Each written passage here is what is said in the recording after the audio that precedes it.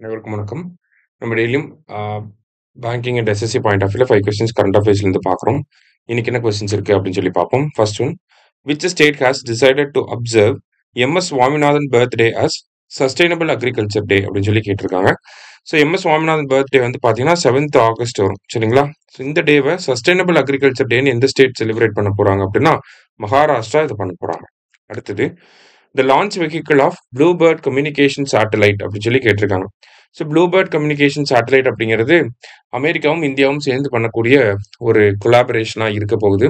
So இதை India தான் launch பண்ண போறாங்க.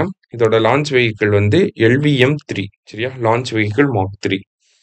அடுத்தது, Indian organ donation day is observed on அப்படின்னு சொல்லி கேட்டிருக்காங்க. ஸோ இந்தியன் ஆர்கன் டொனேஷன் டேனா August 3, வேர்ல்டு லெவலில் பார்த்தீங்கன்னா August 13 வந்து வரும், சரிங்களா?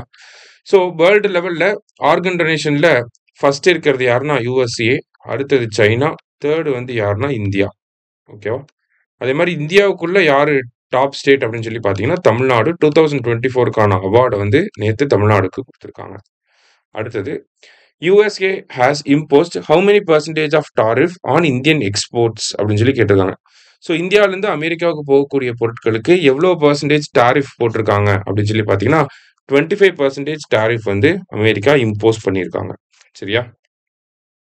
அடுத்ததா, ISRO's LVM-3 semi cryogenic stage will use a combination of அப்படின்னு சொல்லி கேட்டிருக்காங்க.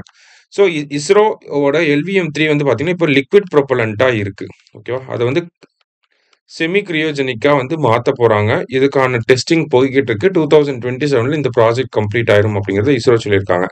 ஸோ அதில் என்ன காம்பினேஷன் ஆஃப் செமி கிரியோஜெனிக்ஸ் வந்து யூஸ் பண்ண போகிறாங்க அப்படின்னா refined kerosene plus liquid oxygen, ஓகேவா? லிக்விட் ஆக்சிஜன்னு சொல்லலாம், இல்லை LOX அப்படின்னு கொடுப்பாங்க, சரியா? So refined kerosene plus liquid ஆக்சிஜனை தான் பயன்படுத்த போகிறாங்க.